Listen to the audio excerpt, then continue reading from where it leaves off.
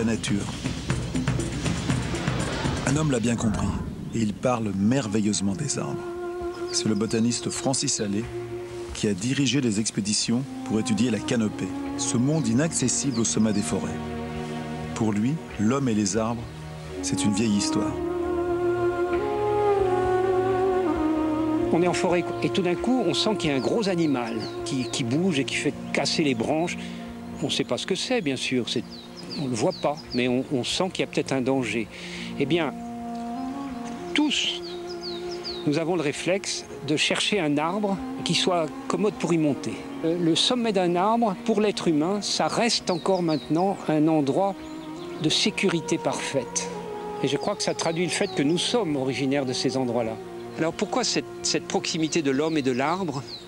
Il se trouve qu'ils sont verticaux, pour la plupart d'entre eux. Et parmi les animaux, l'être humain est le seul, pratiquement, qui soit vertical. Cette verticalité, elle provient justement de notre origine arboricole.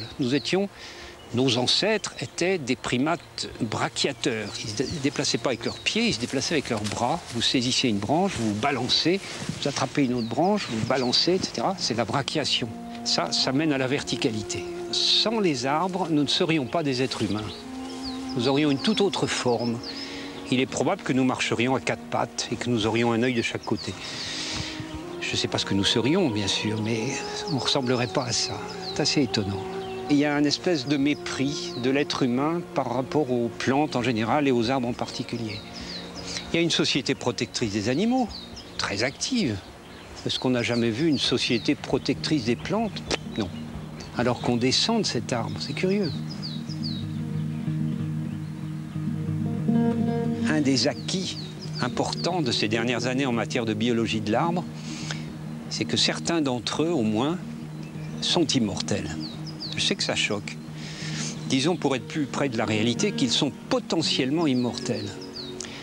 Ce qui veut dire, ça ne veut pas dire qu'ils ne meurent pas, hélas, mais ça veut dire que tant que les conditions restent bonnes, ils vont vivre et pousser.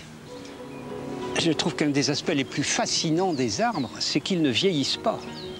D'abord, vous réalisez que 100 ans plus tôt, il n'y avait rien là, puisque ces arbres, ils ont moins d'un siècle. Cette matière, elle est donc apparue. La plupart des gens pensent que ça vient du sol. Eh bien, c'est faux. C'est très important de comprendre que cette matière, ça vient de l'épuration de l'air. C'est, somme toute, une accumulation de polluants.